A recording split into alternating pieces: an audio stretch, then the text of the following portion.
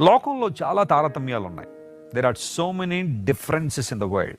నీ కులాన్ని బట్టి నేను తక్కువగా చూసేవాళ్ళు ఉంటారు. నీ స్థాయిని బట్టి, నీ అంతస్తుని బట్టి, నీ ఉద్యోగాన్ని బట్టి, నీ రూపాన్ని బట్టి, నీకున్న ఆస్తిపాస్తులను బట్టి తక్కువగా చూసేవాళ్ళు చాలామంది ఉన్నారేమో. నీకేదైతే లేదో దాన్నే చూసి ప్రజల్ని నిందిస్తారు, అవమానిస్తారు. కానీ దేవుడు ఏమంటాడో తెలుసా? నిన్ను భూమి మీద ఉన్న సమస్త జనముల కంటే ఎక్కువగా ఎంచుతున్నానో. ఇప్పుడు ఎవరు ఎంచే విషయాన్ని నీవు పరిగణలోకి తీసుకుంటావు చెప్పు ఒకసారి. కొన్నిసార్లు లోకసమైన వ్యక్తులు నిన్ను అపహాస్యం చేస్తారని కృంగిపోతున్నావు. డిప్రెషన్లు పెరుగుతున్నాయి ఈ రోజుల్లో. అలాంటి సిచ్యువేషన్లో కనుక నువ్వు ఉంటే, నీ ఆఫీస్లో కావచ్చు, నువ్వు నీ బంధువుల మధ్య కావచ్చు, కొన్నిసార్లు అందరూ నిన్ను తక్కువగా చూస్తూ హేళన చేస్తూ, నువ్వు యేసు ప్రభువుని అంగీకరించినందుకు, ప్రభువుని వెంబడిస్తున్నందుకు నిన్ను చాలా ఇబ్బంది పడుతున్నారు మానసికంగా. ఈరోజు దేవుడు నీతో మాట్లాడుతున్నాడు. ప్రభువు నిన్ను సమస్త జనముల కంటే ఎక్కువగా ఎంచాడు ఆయన.